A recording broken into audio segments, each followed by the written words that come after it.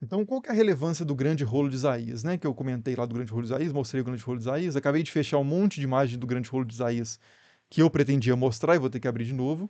É o seguinte, esse rolo, por ele ser um documento, um manuscrito bem preservado, né?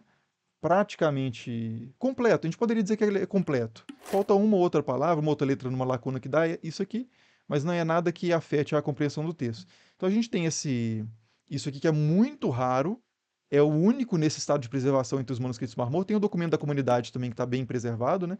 Que registra ali as práticas da comunidade, a chamada comunidade de Qumran, que pode ser que seja os essênios ou não, né? Como a gente discutiu lá no vídeo. Mas a partir do momento que você tem isso aqui, que é um livro completo de Isaías, esse é o livro completo de Isaías mais antigo que a gente tem acesso. Não há nenhuma outra evidência material concreta de Isaías, do livro de Isaías, anterior a isso, completa, né? Posterior a isso, a mais antiga, em hebraico, pelo menos, data por volta do ano 1000 depois de Cristo. Então a gente tem uma distância de mais de 1000 anos entre o mais antigo e o segundo mais antigo livro de Isaías completos em hebraico. A gente tem outras línguas, porque a gente tem as versões da Septuaginta, por exemplo, de Isaías, nos códices ali do século IV e V. Mas em hebraico, o mais antigo que a gente tinha era do século X, agora, da virada para o século X e século XI, e agora, depois da descoberta dos manuscritos do Mar Morto, né, a gente tem um livro de Isaías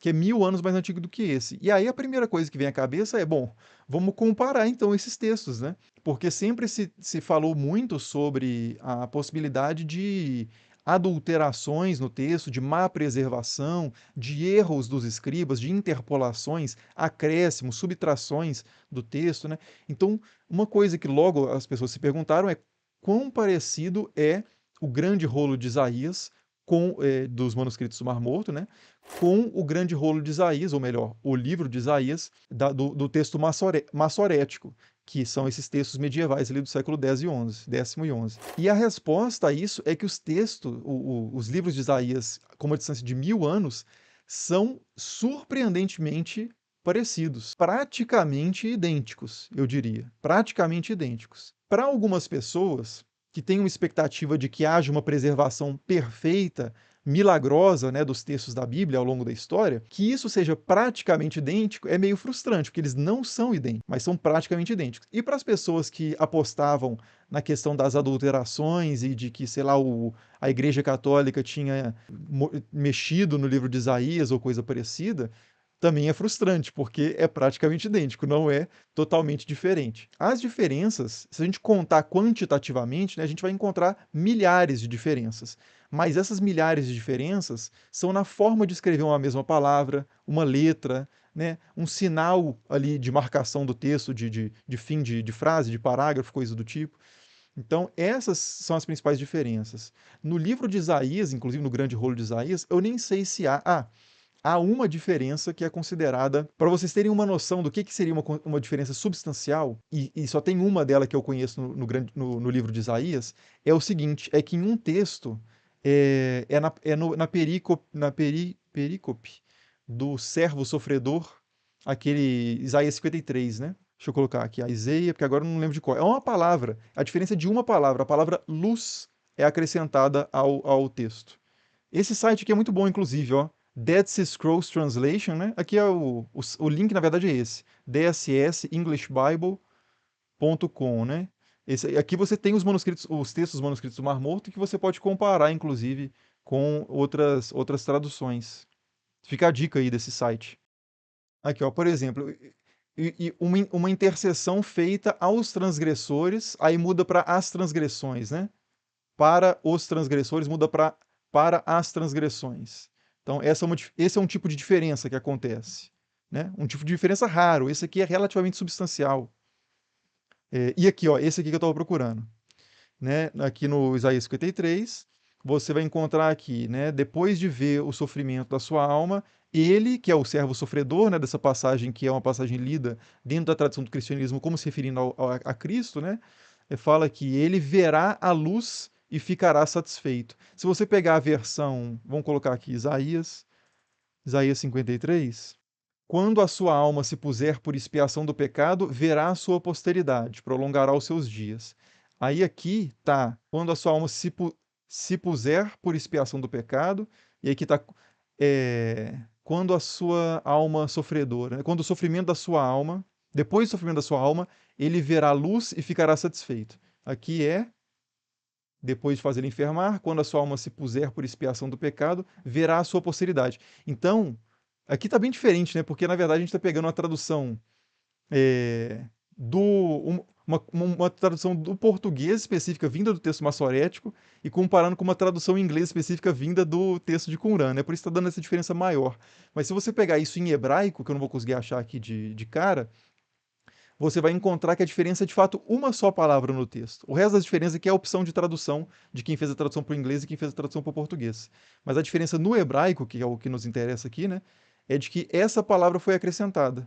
E essa palavra, curiosamente, esse ele verá a luz, está presente também na Septuaginta, na versão grega. Então é possível que o texto original seja realmente o com a luz presente ali, que os tradutores da Septuaginta, ali por volta do século III a século I antes de Cristo, traduziram isso como traduziram o texto que eles traduziram tinha essa palavra contida lá, né? Por muito tempo se imaginou que a Septuaginta tivesse acrescentado essa palavra, mas talvez, na verdade, o texto massorético é que tenha suprimido ou se perdido, de fato, no processo da escrita, da cópia, né? Você tem que pensar que são cópias de cópias de cópias de cópias de cópias de cópias sendo produzidas manualmente, né? Por pessoas ali que em algum ponto ali a chance de errar uma coisinha ou outra, de comer uma palavra ou outra, pode acontecer, né?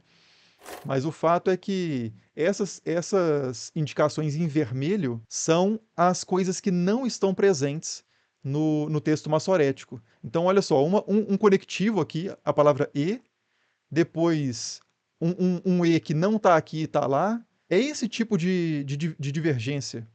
Nada substancial em termos de doutrina, histórico e coisa do tipo, né? No grande rolo de Isaías. Então é bem surpreendente isso mesmo. Agora, como eu disse, né, no vídeo lá, em outros casos, aí você tem diferenças bem mais profundas. Então, por exemplo, você tem uma versão do livro de Jeremias que é muito menor que a versão que a gente tem hoje. A gente tem também a versão longa, mas tem uma versão curta, o que mostra que havia diferentes textos circulantes ali no mesmo período, né? Atribuídos a esse profeta. Tem salmos adicionais. E outra coisa muito importante de se dizer: uma coisa é a gente comparar o livro de Isaías do Mar Morto com o livro de Isaías das Bíblias hebraicas posteriores. Isso é uma coisa.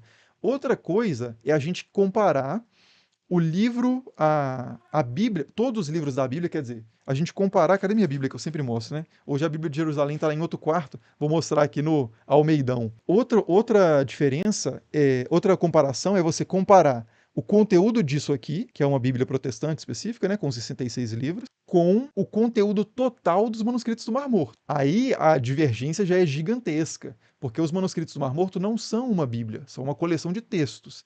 Entre esses textos, você encontra textos que estão aqui. Aí, ó. Muito obrigado. Minha esposa trouxe aqui a Bíblia de Jerusalém, que é a Bíblia que eu prefiro. Então, dentro disso aqui, né, você vai ter 73 livros. Agora a gente está com a Bíblia Católica na mão, então aqui tem 73 livros. Mas os manuscritos Mar Morto têm muito mais livros do que isso. Tem um livro que tem aqui que não tem lá, que é o livro de Esther. E os livros que não tem lá, alguns deles são livros que já estiveram em coisas como essa.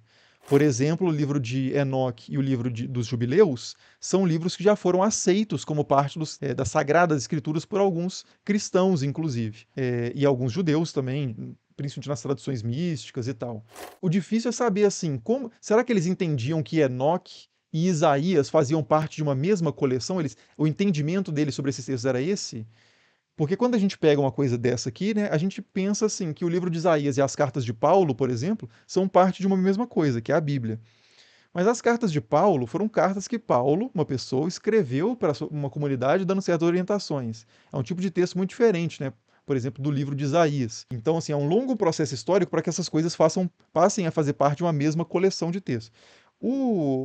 Os manuscritos do Mar Morto, eles não são nem sequer uma coleção de textos num sentido mais estrito, ou uma seleção de textos, porque não significa que as pessoas ali que coletaram aqueles textos viam uma coerência necessária entre aqueles vários livros, né? Os manuscritos do Mar Morto são mais parecidos com isso aqui, ó. Não com isso aqui, mas com isso aqui que está atrás de mim, essa estante, que tem vários livros, que não tem necessariamente uma coerência um com o outro, são livros muito diferentes, com gêneros diferentes, escritos em épocas diferentes, né?